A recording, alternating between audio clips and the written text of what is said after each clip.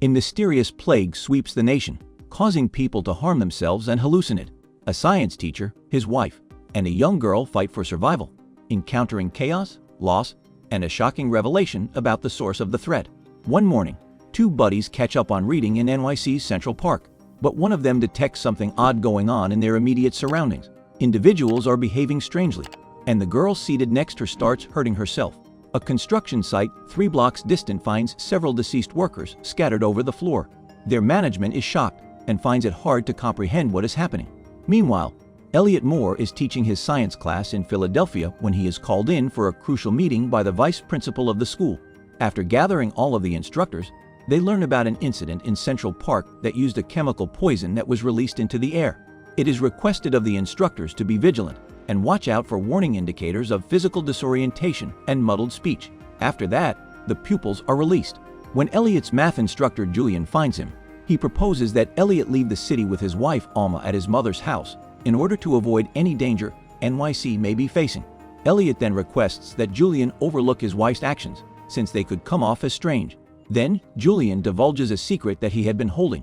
He implies that Alma wasn't prepared for this step when he tells Elliot that he saw her sobbing the day before their wedding.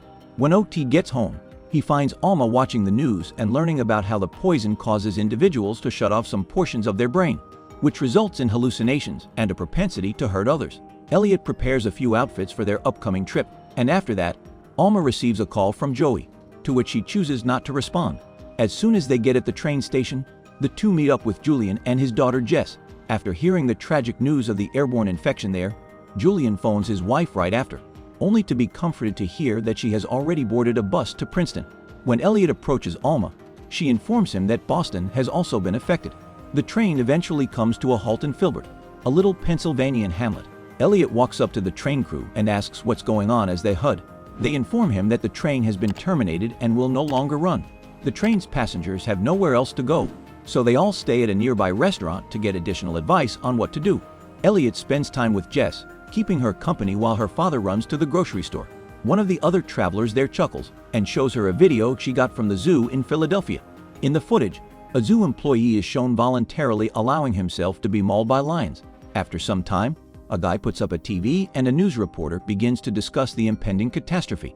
Everyone regrettably discovers that they were right in the thick of things at Filbert. The restaurant's electricity abruptly cuts out, and a guy threatens to kill them all if they remain. In an attempt to escape the poison, everyone chooses to go on their own. Everyone drives off once cars are taken over. Elliot approaches a guy and asks for assistance, but he just drives away. Luckily, a guy approaches and offers to give them a ride. Julian rushes to Elliot when he calls out to him.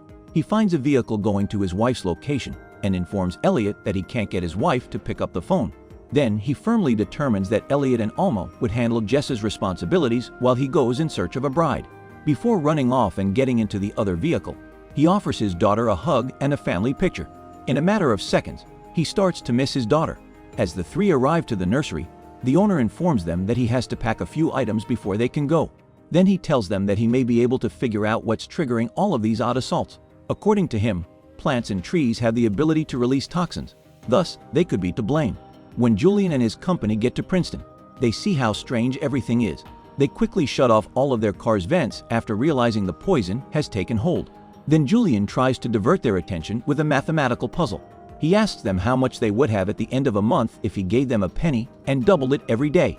He then points out a little leak in the roof and provides the solution, which I hope is included in the comments. At that moment, the vehicle pauses and speeds off once again, only to crash into a tree.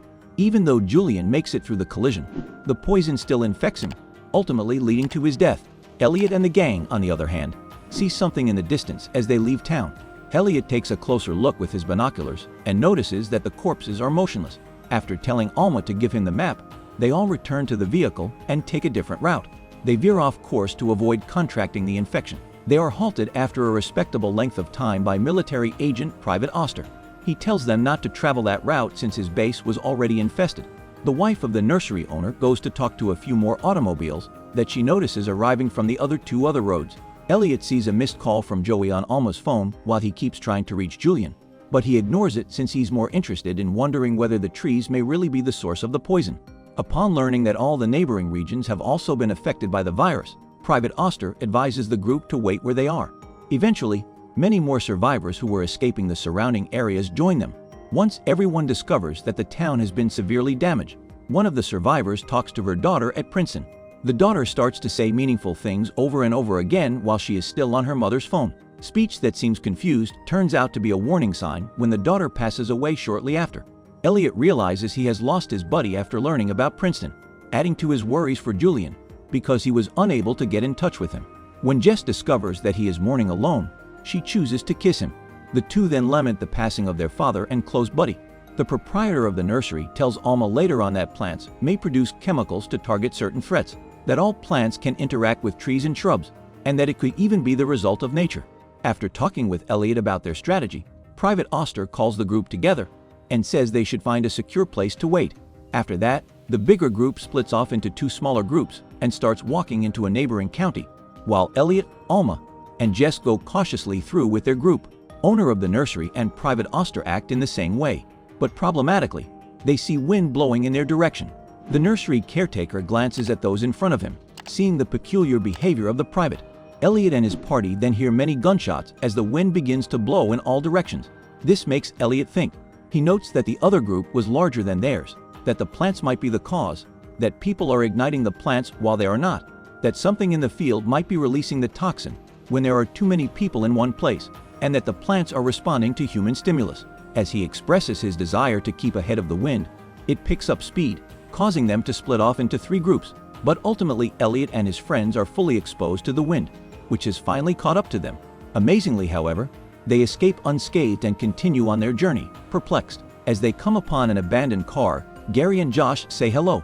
Elliot is searching the car for a map when he hears a radio talk about how the assaults could have been caused by a nuclear leak due to their narrow scope. Elliot discovers a map with instructions to a rundle that is around 10 miles away, while the gang then makes their way to a home in the distance. After talking with Alma, they determine that the best way to escape this situation, no matter where it originated, will be to choose an area with the fewest people.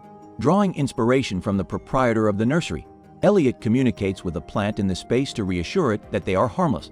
Oddly enough, additional items in the house turned out to be phony after he realized it was a false one, including the food and beverages. As they leave, they see other survivors seeking safety and see firsthand how a bigger group is poisoned and perishes. The two children traveling with Elliot inquire about his relationship as they go along, and he abruptly stops talking to them. Abruptly, they stumble across a radio inside a barn and listen to a message warning survivors to go west. Later on, Alma informs Elliot that Jess is hungry. He accepts, and they approach a home with boarded-up windows in the hopes of finding something to eat.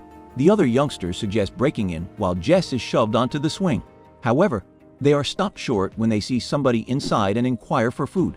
However, the people inside advise them to leave since they don't want to be infected. Josh and Jared try to barge in as Elliot tries to reassure them that everything is ok with the air. Josh is killed by the guy inside the barricaded home who takes out a revolver because he is tired of their shenanigans. Still not done, he eliminates Jared in the same way. After Alma informs Elliot that they must go because they are both dead, the group takes off. News reporters in Petersburg, West Virginia, advise the public to remain inside. This is happening everywhere.